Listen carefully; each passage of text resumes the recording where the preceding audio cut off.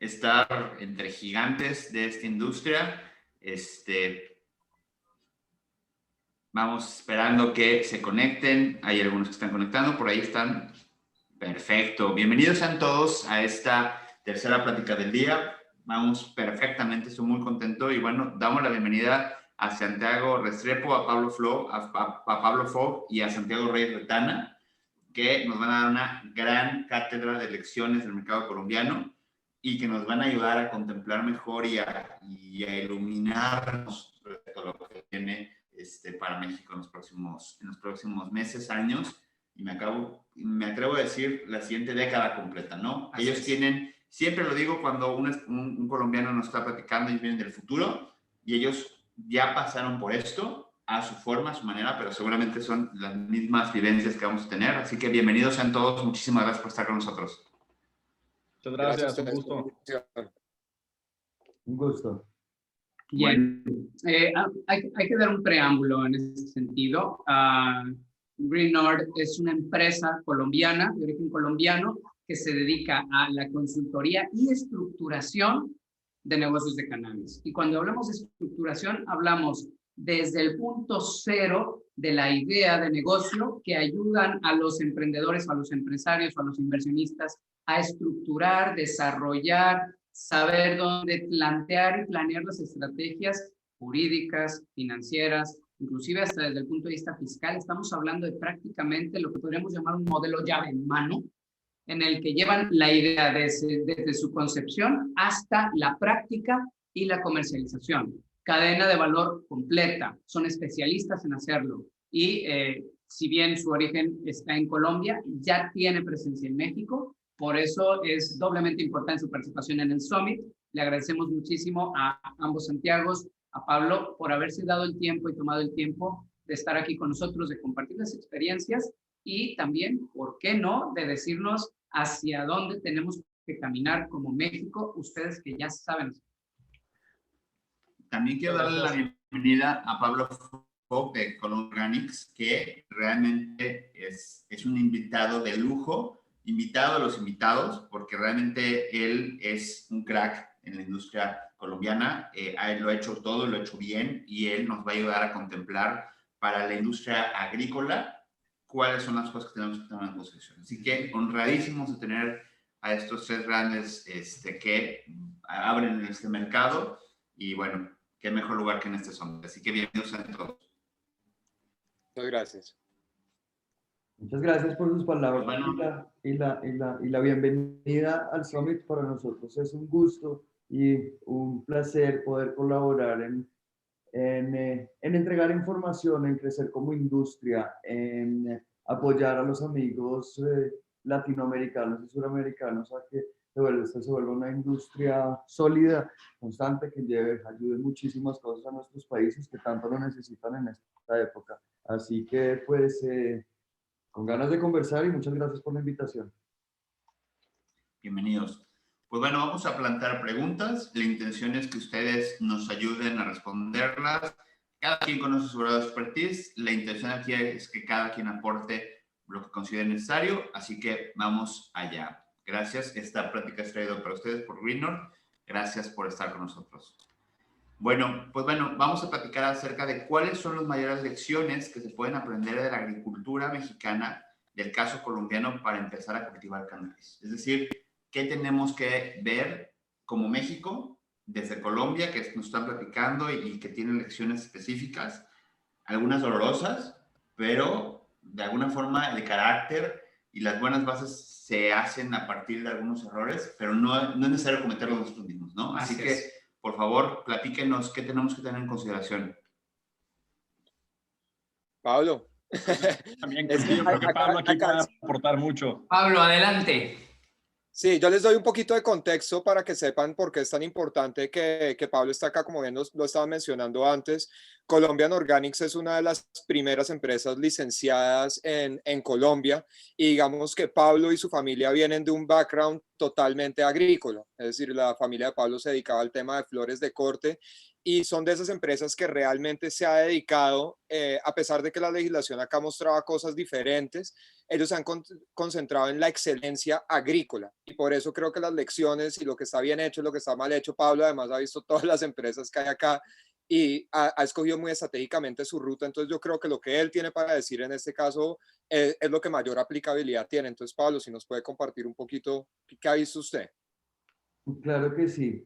Pues a ver, digamos que de elecciones, Colombia empezó muy temprano su regulación. Nosotros obtuvimos una de las primeras 10 licencias y fuimos el único grupo de esos que decidió no vender la compañía a canadienses o a grupos extranjeros. Después de estos ya 5 años de constitución de la compañía, 4 años que salió regulación, digamos que una de las lecciones aprendidas muy importantes es conozca su entorno climático, de plagas y enfermedades, de humedad relativa, de temperaturas, conozca su entorno climático. En Colombia, algo que pasó fue que como a veces estamos muy maravillados por lo que los gringos nos puedan decir, que el master grower, que todo este buzz alrededor de qué es cultivar una planta de cannabis. Entonces vi que se tomaron muchas decisiones, en muchos casos erradas, en muchos casos costosas y en muchos casos no eficientes en cuanto a modelos productivos.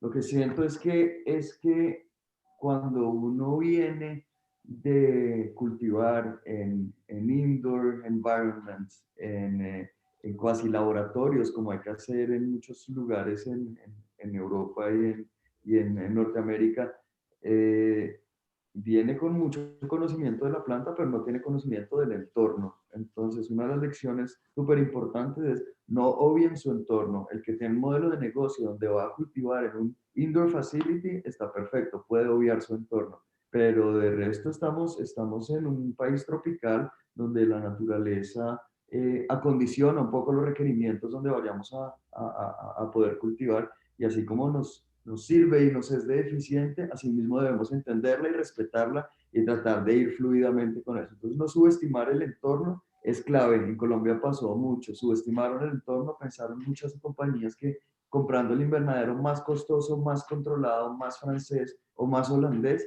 iba a ser un plus, para ver después que, por ejemplo, si instalaban un invernadero tan cerrado en un clima caliente, les tocaba entonces invertir en enfriarlo, entonces iba a gastar más energía, iba a ser mucho más costoso, aunque decisiones que no tenían mucho que ver con el entorno y con su clima. Esa es una de las primeras lecciones. Siento que la gente subestimó eso. Asimismo, siento que se subestimó en algunos casos la agronomía como tal, que sea una planta nueva y una especie nueva para cultivar en el país de una manera legal, no quiere decir que no sea una especie de flor, ¿no? Como Santiago decía, nosotros llevamos 40 años exportando flores de corte de altísima calidad a diferentes mercados en el mundo, y nosotros no lo tomamos así como un buen agrónomo que se enfoca en desarrollar una nueva especie en su finca. De acuerdo, la información que está en internet, los master growers, los trucos, le funcionan y todo eso suma, pero no hay que creer que la verdad la tiene revelada ni un master grower, ni una consultora, ni una empresa. La verdad la tiene revelada probablemente la experiencia, y la experiencia de cultivar en un ambiente exterior. Otro tema, exterior o semi-exterior, ¿no? Nosotros cultivamos en invernadero. Otro tema que vi que ha sucedido mucho, y esto ha generado como una oportunidad grande para nuestra compañía, es la genética. También se ha subestimado de cierta manera. Eh, la genética se comporta diferente en diferentes pisos térmicos. La genética se selecciona de acuerdo al producto final que uno quiera desarrollar. Entonces, acá como que la genética, yo siento al principio sobre todo, fue un check. ¿Tengo genética o no tengo? ¿Tengo una que me cumple con menos del 1% de THC o no tengo? ¿Tengo mi alta de THC? Sí. La gente arrancó sus cultivos con eso para crecer sus cultivos, y ya después de varias hectáreas ver qué que puede que la genética no era la óptima o una incluso competitiva para el modelo de negocio en el que estaban entrando. Esa es otra lección importante y luego hablaremos de genética, pero esa es de las que más olvidó el país y de las que más le está doliendo ahorita a algunos jugadores. Otra lección importantísima, de pronto no tanto desde la agricultura, pero sí desde modelo de negocio y emprendimiento, no es obligatorio verticalizarse al 100%. En Colombia se creó como todo este ruido que venía muy de los canadienses, de tú tienes que estar verticalizado, tú eres una cadena vertical y si tu presentación no dice eso, no encuentras inversión. No, para darse cuenta que en realidad no es así. Por ejemplo, Viviana Rojas, ella es la presidenta de Canopy Growth en Colombia y Latinoamérica, gran amiga y cercana. Me decía, mira Pablo, en la cadena de valor de cannabis existen 92 pasos. Ustedes se van a dedicar a hacer los 92, tienen el músculo, tienen el capital, tienen las ganas, o se van a dedicar a hacer lo que hacen bien, ¿no? Entonces el tema de especialización dentro de la cadena también me parece importante. Creo que se obvió en Colombia, pues, cuando llegó la inversión a Colombia, era el momento de la edad de oro canadiense, digamos, donde había muchísimo capital y ese capital llegó acá a tratar de montar un modelo igual entre todos. Yo soy verticalizado, voy desde seed to sales, seed to patient, cuando la realidad no es esa, ese no es el único camino que se puede seguir. Ya la industria en Colombia se ha dado cuenta y al haber más grados de especialización, se crea, en vez de tanta competencia, se crean muchas más sinergias. Esa es otra los temas importantes que me ha parecido acá, que porque todo el mundo verticalizado, lo hemos hablado con Ecuador también, que acaban de legalizar. ¿No? Acá hay mucho espacio para muchas capacidades, para mucha experiencia, donde se va a ubicar uno para ver cómo va a sacar un modelo de negocio adelante, no necesariamente una presentación que vale miles de millones de dólares para encontrar una valoración alta, para poder encontrar inversión y sacar el proyecto adelante. Pablo, Oye, Pablo, Interesante. perdón, yo tengo por aquí una duda que creo que puede ayudar. Algo de lo que nos han preguntado a nosotros algunos clientes es, ¿vale la pena cultivar en interior, en exterior? Tú ahorita nos hablabas que estabas cultivando en interior. Creo que esto puede ser de muchísimo valor para todos los que están escuchando. ¿Cómo tomaron esa decisión? Y si consideras al día de hoy que fue una buena o mala decisión. A ver, el método productivo depende del contexto y el contexto no solo depende de dónde estás ubicado tú, sino qué producto vas a hacer y para qué mercado. Si tú quieres atender un mercado de flor europea de calidad A o B o C, que son mercados muy diferentes, vas a necesitar un modelo productivo diferente. Entonces, yo pienso que acá no está la verdad revelada. No es que sea mejor cultivar en un laboratorio totalmente controlado, o sea mejor cultivar en invernadero, o sea mejor cultivar a cielo abierto. Depende mucho del modelo de negocio, depende también de las capacidades de la compañía. Si tú me preguntas, voy a arrancar un modelo de cannabis de cero, escoja lo que su mejor opción, lo primero que me pregunto es, ¿cuál es mi modelo de negocio de cannabis? El modelo de negocio de cannabis no es suficientemente concreto para tomar decisiones desde mi perspectiva, ¿no? Entonces acá no existe solo el óptimo, acá existe un sistema y un sistema de variables de cuál es mi producto final, a qué mercado voy a atender, en qué zonas del país me puedo ubicar y cómo juego con esas variables para poder tomar la mejor decisión. A nosotros nos ha ido muy bien en invernaderos, lo que hemos hecho toda la vida. Nos ubicamos en un piso térmico eh, un poco más frío que el óptimo de la planta, básicamente, así como hizo Cleverleaf, un poco más frío que el óptimo de productividad, básicamente para tener la posibilidad de defendernos orgánicamente y 100% limpios de cualquier plaga y enfermedad que hay en un cultivo de invernadero o exterior. Así se tomó la decisión, estamos perfectamente contentos con la decisión, la calidad que estamos llegando nosotros en flor es comparable con la de un laboratorio controlado.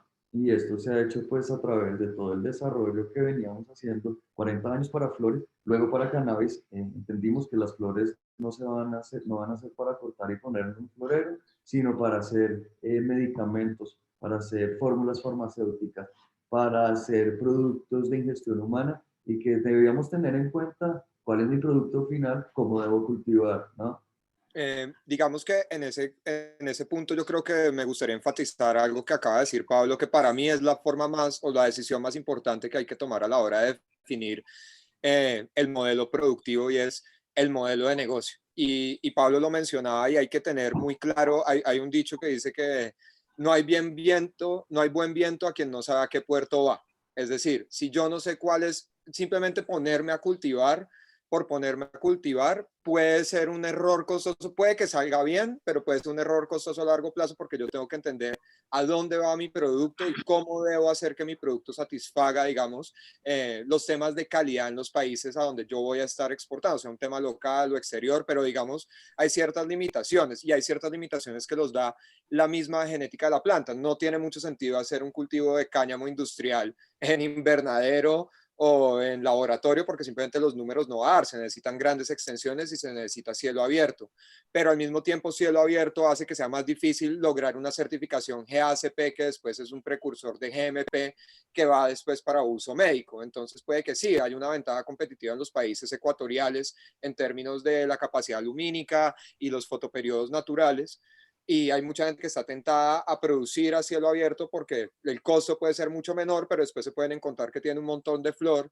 que no cumple el estándar GACP para luego poder ser convertido en un aceite GMP y ser exportado a países donde el uso es medicinal. Entonces, yo pienso que lo más importante es invertir en el comienzo del desarrollo del modelo de negocio, para entender qué es lo que voy a hacer, con qué recursos cuento, y hacer un balance entre esas cosas para definir, ok, de pronto mi modelo es un invernadero, yo no tengo la capacidad para hacer 10 hectáreas de invernadero, voy a estabilizar una, voy a hacer un modelo mixto, ¿cómo hago para lidiar con las complejidades agronómicas de tener un modelo mixto también?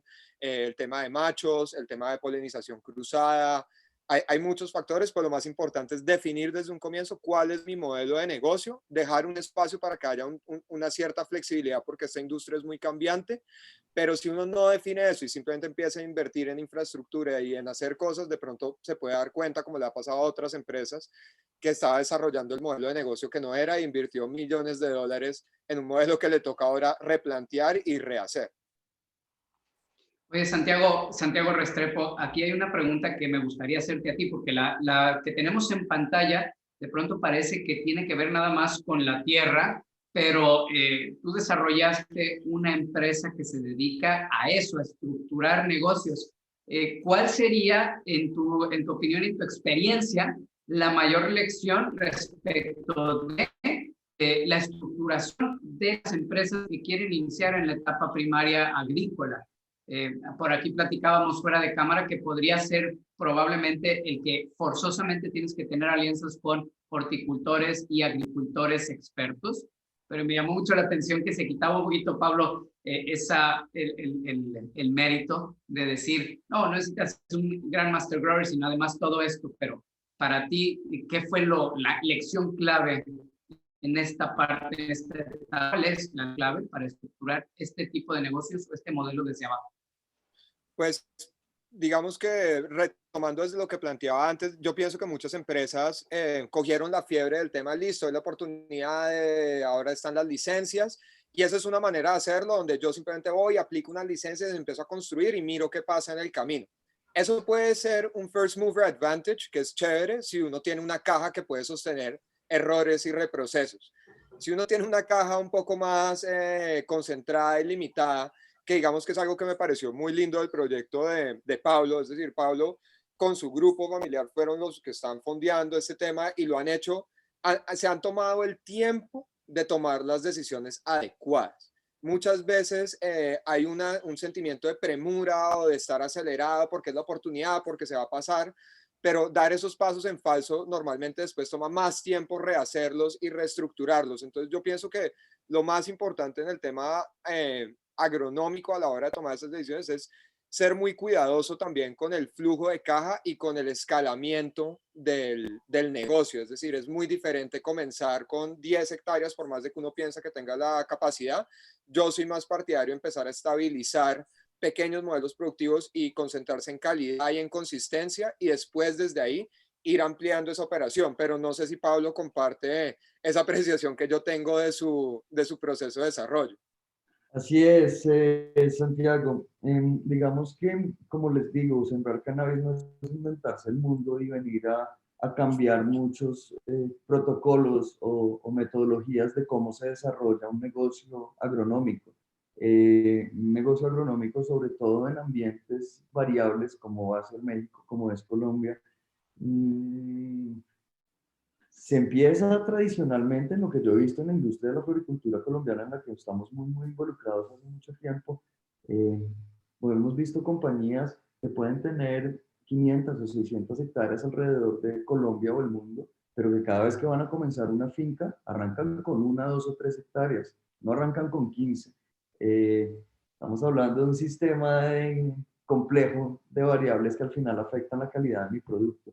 Entonces, para nosotros también ha sido así toda la vida, y no por ser cannabis o por el rush de la industria íbamos a hacerlo diferente o a demostrar que tenemos tanta área en invernaderos para justificar una valoración, sino más bien hacia desarrollar un modelo productivo que cumpla con la calidad que queremos, que tenga la genética que funciona para nuestro modelo de negocio, y que finalmente seamos competitivos. No hay que olvidarse que por más cannabis, por más burbuja, por más valoraciones, todos estamos haciendo acá compañías que deben producir a 1 peso y vender a 5, a 10 o a 15. Entonces eso sí un poco se ha olvidado acá. Tema de calidad y consistencia, como decía Santiago, es tremendamente importante, no solo porque eso es importante en cualquier modelo agro. Si yo cultivo aguacate, pues necesito que mis aguacates sean relativamente iguales. Yo cultivo rosa, nosotros cultivamos muchísimo rosas, pues sí necesitamos que nuestras rosas sean muy estables y consistentes de acuerdo a ciertos parámetros que definen la calidad en una rosa: su tamaño, la longitud de su tallo, el tamaño del botón, el estado actual de los pétalos, el grado de apertura, etcétera, etcétera. Me devuelvo a cannabis y hacemos el paralelo. Uno dice, bueno, mi calidad no solo se ve afectada por cómo se vea, sino por químicamente qué tiene mi producto adentro, ¿no? Entonces el tema que hablaba Santiago de estabilidad, consistencia, trazabilidad es tremendamente importante. No se nos puede olvidar que no estamos cultivando unas flores para poner en un florero, unas flores que van a llegar a ser ingeridos, sea para alimentos, suplementos nutricionales, mercado wellness en CBD, o ya un tema mucho más farmacéutico. Nosotros hemos tenido la oportunidad de aliarnos con una de las farmacéuticas más grandes colombianas, farmacéutica que le compite a las grandes farmacéuticas acá en la región, a las grandes multinacionales. Y precisamente ese es el valor que vieron en Colombian Organics, el grado de calidad, estandarización y estabilidad que se da no solo a partir de nuestras genéticas, sino en nuestro modelo productivo, que lo que hicimos fue un modelo farma, básicamente que tuviéramos la misma calidad de un indoor, pero en invernadero. Justamente quiero, relacionado a esto que está naturalmente, esta conversación que está llevando para acá, quiero marcar esta parte con la siguiente pregunta. Y en un desarrollo de modelos de negocios, y me encantaría que ahí entre Santiago y Pablo nos indiquen, porque son dos visiones que se conjuntan, cuando de alguna forma, ¿cuáles son los KPIs, los indicadores claves más importantes para tomar en consideración, sobre todo cuando estamos hablando de este tipo de negocios? Y yo quiero robustecer un poquito más la pregunta, porque creo que algo de lo que no nos ha contado Pablo es que su modelo de negocio inicial no era necesariamente el que es hoy, y creo que el tener muy claro cuáles son estos KPIs lo ayudó a tomar esta decisión de poder migrar y poder cambiar o adaptar este modelo de negocio, ¿no? Entonces creo que si nos puedes ayudar a ilustrarnos con tu conocimiento, Pablo, creo que sería de muchísimo valor para todos. Pablito, le dieron en sus 3 letras favoritas. KPI. Es una persona que maneja su empresa basada en Performance Indicators desde hace mucho tiempo, y otras empresas también. A ver, pues los KPIs definitivamente son importantísimos. Nosotros tenemos nuestros KPIs partidos hacia, hacia cuatro ejes principales. Unos son KPIs regulatorios, y creo que de las cosas más importantes que tampoco se puede obviar y que varias empresas en Colombia lo obviaron era cuidar nuestras licencias. Si cae un terremoto y si mañana se cae el invernadero, no es tan grave como si me quitan las licencias. Por eso también empresas como Green North y el trabajo que ha hecho Santiago es tan importante para la industria, y por eso me parece tan importante que estén ahorita en México, porque hay que saber con quién estar acompañado, y uno definitivamente no se puede comer absolutamente todos los riesgos de su compañía, empezando en etapa operativa o en etapa ya productiva. Entonces hay KPIs regulatorios, tenemos KPIs de calidad, tenemos KPIs operativos, tenemos KPIs ambientales. La pregunta está enfocada un poco hacia el lado agronómico, entonces pues KPIs como productividad, o KPIs que sumen sobre la estabilidad o consistencia son definitivamente muy importantes. Me parece importante lo que dice Santiago Reyes, y sí, fue una realidad que vivió Colombian Organics. Colombian Organics se fundó bajo la premisa de vamos a hacer un extracto de grado farmacéutico que en ese momento costaba 12.000, 15.000, 17.000 dólares el kilo, y que Canadá no lo iba a comprar todo, ¿no? Entonces el mundo se va desarrollando, Canadá que saca sus leyes proteccionistas y no compra producto, y hoy en día no compra producto producido por fuera. Por otro lado, se firma en Estados Unidos el Farm Bill, que permite el cultivo de hemp a escala. Entran 350.000 hectáreas a sembrarse, y el precio del extracto baja y se empieza a comoditizar mucho más rápido de lo que lo teníamos calculado. Entonces, de pronto, más que un Key Performance Indicator ahí, me parece importante hablar de qué variables que no controlo le pegan muy duro a mi modelo de negocio, ¿sí? No veamos la cosa tanto en el interior normal, como una empresa productiva normal, productividad, rentabilidad, etcétera, etcétera, etcétera. Pero donde me parece que tiene valor lo que está llevando esta conversación es, no son solo mis KPIs internos, el mundo está legalizándose, la dinámica de mercado cambia todos los días en cannabis. eh, Darse cuenta de que variables como el precio del extracto en ese momento, y tener el dedo sobre el pulso sobre el precio del extracto a lo largo de toda la compañía, ha sido de pronto uno de esos indicadores, no tanto de performance, pero sí eso es un key indicator que ha logrado que tomemos decisiones muchísimo más asertivas, que seamos muchísimo más eficientes que la gran mayoría de jugadores colombianos, para sobrevivir un poco en esta industria, porque cuando empezamos pues era un tema muy de supervivencia, ¿no? No existía mercado de exportaciones, no existía mercado interno, era navegar unas aguas mucho más grises de las que se navega hoy en día. Y a mí un tema que me gustaría tocar ahí también, porque es un tema que de pronto, y yo hago un disclaimer acá, yo soy una persona que se enfoca mucho en los KPIs, digamos, financieros, económicos, rentabilidad, muy capitalista, digamos, en mi esencia. Pero una cosa que yo me di cuenta, digamos, de trabajar y de hacer algunos temas de consultoría con Pablo y con su empresa es que, y usted me corregirá, Pablo, si esta percepción que yo tengo de ustedes es, yo creo que un Key Performance Indicator de ustedes como gestores del proyecto también es la felicidad, por ponerlo de alguna manera, o el bienestar de sus empleados. Y ese es un tema que uno pensaría, bueno, eso es más un tema de big companies y de wellness, pero yo pienso que a ustedes les ha impactado mucho, porque es que la pérdida de talento en una empresa de producción de cannabis, la unión del equipo, qué tan felices están todos, cómo van a trabajar, la actitud que se vive dentro del cultivo también es supremamente importante y repercute muy fuertemente en la productividad, y no es un tema netamente agrícola, es un tema de gestión, pero impacta en el resultado de las plantas y en la calidad de la flor. De acuerdo, de acuerdo. Para nosotros, digamos que para nosotros, y como cultura y política familiar, sentimos que nuestro trabajo es nuestra segunda casa, y de nuestra segunda casa también debemos estar igual de felices, contentos y tranquilos que en nuestra casa. en cualquiera de los negocios familiares, el tema de cultura empresarial, responsabilidad con la comunidad interna, externa, hace parte del ADN de la compañía. Y para cannabis lo tuvimos que reforzar mucho más y aprender mucho a focalizarlo y a generar mucho más beneficio y valor en nuestro equipo, porque nuestra competencia siempre ha tenido muchísimo más capital que nosotros. Mi competencia es las empresas canadienses grandotas, se parquearon acá hace tiempo. Hoy en día ya tenemos varias alianzas, pero no dejan de ser competencia, todos estamos en la misma industria.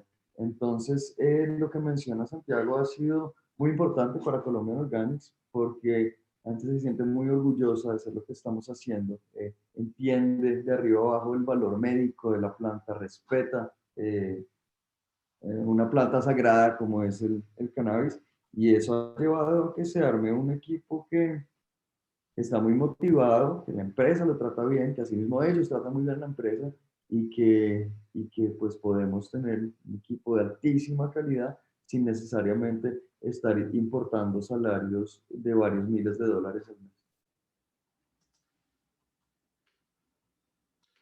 Pues no me queda más que pasar a la siguiente pregunta. La verdad es que todo lo que hemos escuchado en serio es de volverlo a ver, de tomar notas, les compartiremos los videos, pero qué importante es esto que a lo mejor nunca habíamos considerado. Es decir, sí, sabemos que las prácticas, el tener un buen ambiente laboral es importante, pero el perder ese talento que es tan escaso, sobre todo en esas etapas tan iniciales.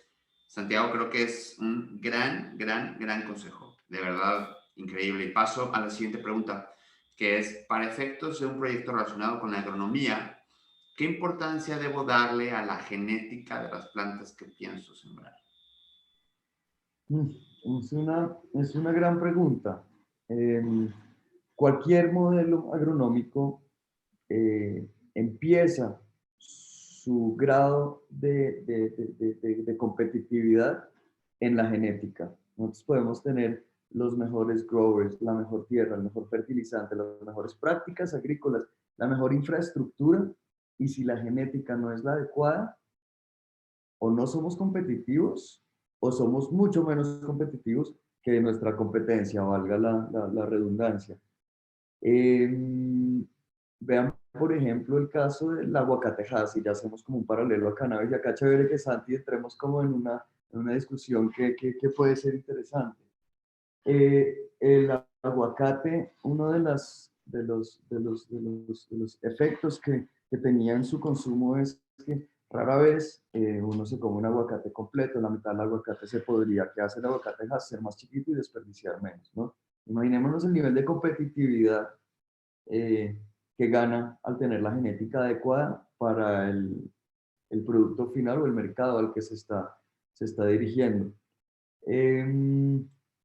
En cannabis, digamos que siento es todavía más importante, porque es que el cannabis, el factor de decisión del cliente nuestro o del paciente finalmente es cuál es la composición química de lo que estoy comprando ahí detrás. El mercado recreacional es como el que se está abriendo en México. No solo es la composición química lo que importa, sino también la composición en términos de aroma, de terpenos, de flavonoides, de elementos volátiles que finalmente le dan a cada genética ese carácter y esa expresión única. La genética es la base de un modelo agronómico. La genética es finalmente lo que define en su mayor parte el producto final que vamos a tener. Entonces, he visto compañías en Colombia donde se hace un muy buen desarrollo de procesos, de certificaciones internacionales, Good Agricultural and Collection Practices, con todos los fierros, pero que la genética no era la más competitiva, y ven que en el desarrollo de su producto están teniendo un costo de oportunidad gigante contra la competencia. Les doy un ejemplo para bajar un poquito a la realidad y le doy la palabra a Santiago y que podamos empezar un back and forth. En Colombia la ley dice que el cannabis no psicoactivo es aquel que tiene menos del 1% de THC. Entonces, ese era un check en un listado que todas las compañías debíamos tener. Debemos conseguir genética que tenga al menos de un 1% de THC, clarísimo. Todos la conseguimos, todos empezamos a sembrar. Había genéticas que tenían un 0,8, un 0,9 de THC, de estos porcentajes en peso seco, obviamente.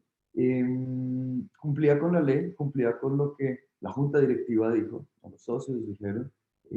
Al momento de extraer esta genética, en Colombia hasta ahora se va a empezar a poder exportar flora, antes estábamos en una regulación de solo derivados, entonces nuestro acceso al mercado era limitado. Nosotros empezamos a darnos cuenta que cuando uno extraía una genética de 0,8-0,9% THC, su contenido psicoactivo se concentraba ya en el derivado hasta un 7-8-9% THC. Ahora, para poder exportar estos derivados necesitábamos que el THC estuviera menor, en un grado menor a un 0,2% para Europa. ¿Qué se hace? Pues empieza a rebajar el extracto, se empieza a meterle procesos químicos, cromatografías de capa fina, quitar calidad, quitar rendimiento, quitar competitividad, que a la final terminaba siendo un costo altísimo para las compañías. Genéticas como las que nosotros hoy en día pues desarrollamos y ofrecemos, que están en grados de 0,2, 0,3 de THC, para un modelo de negocio de derivados es muchísimo más competitivo, ¿no? Entonces no es solo qué tan bueno es el producto, sino qué tan competitivo lo hago con respecto no solo a mi competencia local, sino a la competencia internacional, que cada vez es más grande. No sé, Santi, ¿cómo lo ve usted con el tema de genética? No, pues para mí el tema, lo que usted dice, me parece que es la precisión más importante, y es no hay que olvidar que este es un negocio agrícola, es decir, todo parte de la semilla. Sí, hay que tener excelentes procesos, hay que tener excelentes invernaderos o sistemas productivos, pero pues si la semilla es mala, no estamos haciendo absolutamente nada. Si la semilla no es consistente, si la genética no tiene, hay que entender que la planta de cannabis es una planta como otras plantas, pero la química interna de una planta de cannabis es supremamente interesante y supremamente compleja. Estamos hablando de 108 cannabinoides identificados, 32 terpenos, terpenoides, flavonoides. El equilibrio entre todo eso y la consistencia es fundamental, y para eso se necesita una buena genética. Ahora, otro tema muy importante de la genética es la genética como modelo de negocio en sí. Uno puede ver la genética como un insumo inicial del cultivo, pero también la venta y el desarrollo y la estabilización de esas genéticas es un modelo de negocio que es importantísimo. Es decir, en cualquier negocio agrícola, y usted lo ven, un gigante como Monsanto se dedica al tema de genética y semillas. Entonces hay mucha gente que ha obviado ese tema y bueno, sí, tengo las semillas para mí, para mi cultivo y tal, pero mucha gente ha dejado de ver el potencial del desarrollo de modelos de negocio alrededor de la genética, que es uno que a mí me gusta mucho, y particularmente también, y esto se aplica en el caso de México, la planta de cannabis ha estado fuertemente estigmatizada, ¿no? Entonces los países que fueron grandes productores de cannabis en su momento, como Colombia, Jamaica, México, pues sean países de narcotráfico, es decir, la planta no era legal, era un mercado ilegítimo, pero lo llevamos haciendo tanto tiempo, igual que India, Marruecos, que nosotros tenemos algo que otros países no tienen y que nunca va a tener Canadá, y que probablemente no va a tener Estados Unidos y no va a tener países europeos, que se llama denominación de origen. Si ustedes le preguntan a un hippie o a una persona de 50 años en Estados Unidos qué cannabis consumía en su juventud y tal, probablemente les van a mencionar Sierra Golden, Colombian Golden. Es decir, nosotros tenemos un valor en trayectoria, en las genéticas que tenemos, y pienso que eso es súper importante. De pronto ahorita esas genéticas altas en THC no son las más enfocadas al mercado medicinal o de wellness de CBD, pero la estabilización, la resistencia a plagas, los aromas, los terpenos, todas estas cosas son supremamente importantes, y México es otro de esos países que tiene también ese potencial de desarrollo de denominación de origen, que a mí me parece importantísimo, y pienso que toca aprovecharlo, y toca hacer hibridación, y toca sacar nuevas genéticas y estabilizar también con lo local, y no solo obsesionarse con traer semillas de Holanda y traer semillas de otras partes, porque lo que ya funciona en el territorio también tiene un altísimo valor y tiene un costo reducido en adaptabilidad. Santiago, es que, a ver, por favor, déjame tomar al vuelo esa pregunta. Perdón, Pablo. Denominación de origen de semillas de cannabis, por supuesto. Colombia, por la historia que tiene, lo mencionaste del narcotráfico, de pronto lo que siempre ha sido una desventaja se volvió una de las ventajas competitivas más grandes. Háblanos un poco más de eso y de cómo lo han sabido capitalizar, porque con Colombia, México también. Y justamente estabas tú hablando de esto y una de las preguntas o de los comentarios en el chat era, desde mi modo simplista de ver las cosas, pues se compra la semilla europea o canadiense y se termina el problema. Y de pronto dice, hay algo que no estoy viendo y mencionaste denominación de origen. Háblanos de eso, por favor. Nosotros tenemos el agave, ustedes van a tener las semillas de cannabis. Ahora sí que, ¿cómo se convierte esto en una ventaja competitiva en el mercado allá afuera? Pues digamos que eso está todavía en una etapa muy incipiente, inicial, digamos, pero nosotros tenemos proyectos ya con clientes extranjeros que lo que quieren hacer es strain hunting en Colombia. Quieren encontrar esas variedades genéticas porque también hay una fascinación, digamos, por no dejar perder todo ese capital genético que existe en nuestros países. Acá pasó con la papa, que la R12 y la pasó, eliminaron toda la variedad de papas nativas que ahora se están tratando de recuperar y que ahora tienen un gran valor. Y digamos que yo pienso que ahí hay mucho capital. ¿Cómo explotarlo exactamente ahorita? Digamos que es mucho más fácil verlo en un mercado recreacional o de uso adulto, que es como un vino, ¿no? Entonces yo quiero un Ribera del Duero. De pronto yo quiero una flor de cannabis de la Sierra Nevada de Santa Marta o una flor negra de los llanos orientales. Más que todo porque me gusta su efecto, me gusta su aroma, me gusta su perfil, conozco su origen. Entonces ahí ya hay un tema también de ser un poco sibarita, y si ustedes van a California y otros países, el tema de la cata de cannabis ha llegado a un nivel de sofisticación altísimo. Ahora, en el tema medicinal, pues digamos que se puede reducir más a los componentes y a los perfiles y a los cannabinoides, pero en otros mercados, y ustedes que están desarrollando ese mercado recreacional también, que me parece una de las mejores jugadas que pueden hacer, desarrollarlo en paralelo, van a ver que esas denominaciones de origen pueden ser valores diferenciales y traer un producto que es único por su origen y por su desarrollo. Eso es como yo lo veo en el momento. No sé, Pablo, cómo ese tema de denominación de origen desde el lado más médico. Hay un tema, yo creo que estamos hablando de denominación de origen y de acuerdo que hay como todo una fama, como decía Santiago, de ciertas cepas para poder hacer cruces y lograr desarrollar nuevas cepas. Ahí a mí me gustaría hacer como un pequeño paréntesis, sobre todo en el tema de certificación. Digamos que más allá está muy mezclado con denominación de origen, pero algo que vi y vimos todos en Estados Unidos fue ante el boom de la firma del Farm Bill, y acá responde un poco la importancia también de tener una genética confiable. Luego de la firma del Farm Bill, muchos farmers que no se dedicaban a cultivar cannabis, entraron a cultivar cannabis, sea para granos, sea para fibra, sea para CBD y extracción y derivados. Lo que esa demanda tan precipitada generó fue que cualquiera que tuviera semillas fuera a vender semillas y se vendieran semillas y se en un mercado muy grande de semillas donde no había una denominación de origen, no había una certificación necesariamente y se compraba la semilla de acuerdo a lo que le dijera el vendedor, ¿no? Si no estoy mal, más de un 30% de los cultivos de 2019 en Estados Unidos no consiguieron una genética estable, invirtieron, sembraron, cosecharon después de 6 meses, después de todos los riesgos, costo de oportunidad de no salir con el producto en el momento, y varios de esos cultivos tuvieron que ser descartados porque simplemente el THC se subía un poco más de lo debido y no podían realizar su cosecha. Entonces ahí digamos que mezclando denominación de origen con confiabilidad y tranquilidad y estabilidad es donde pues nosotros siempre hemos recomendado en cualquier negocio agro tenga una genética estable, tenga un proveedor que le responda, no simplemente que le vendió unas semillas, se las trajo en un avión o se las regalaron porque le dijeron que era la hostia, o eso vi mucho también en Colombia y vi mucho en Estados Unidos. El costo de seleccionar una mala genética o una genética que no sea confiable puede ser tremendamente alto lo he visto y lo veo todos los días que llegan clientes a decirme, mire, sembré esto, pero es que mire la cantidad de machos que me salen. Entonces, en teoría era una semilla feminizada, que es la que se usa para producciones a gran escala, y es una de nuestras especialidades.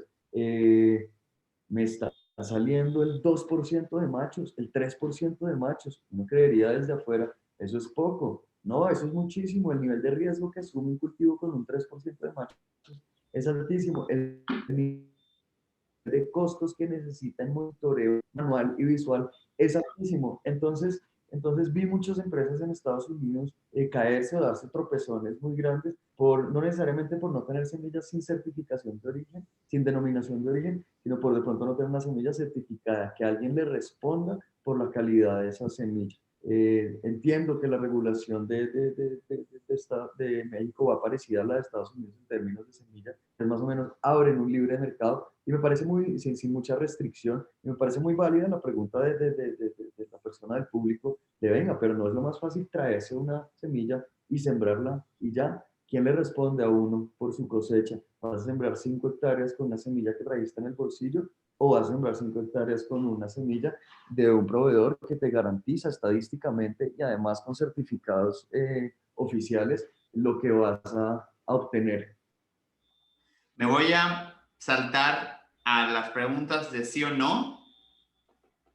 Y quiero que respondan cada uno de ustedes, por favor, para empezar a cerrar esta gran charla. ¿El negocio debe estar a mediano o largo plazo en la parte de la siembra?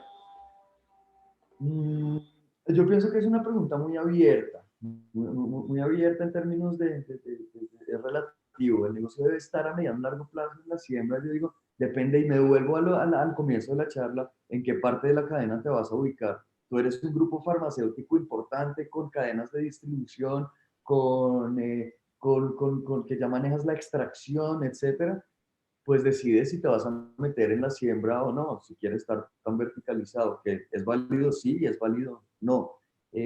Si tú en cambio tienes una cadena de droguerías, estoy yendo un poquito al caso colombiano, de pronto en una regulación médica, pero o sea, tienes una cadena de droguerías o ese es tu fuerte es el comercial y de tu equipo y toda la experiencia de tu familia o de tu grupo de socios, pues vas a entrar a la siembra, no lo sé. Yo creo que la respuesta es depende. ¿Usted cómo la ve, Santi? Pues yo voy a tratar de ser más escueto en ese sentido y me voy a arriesgar a decir que yo digo sí.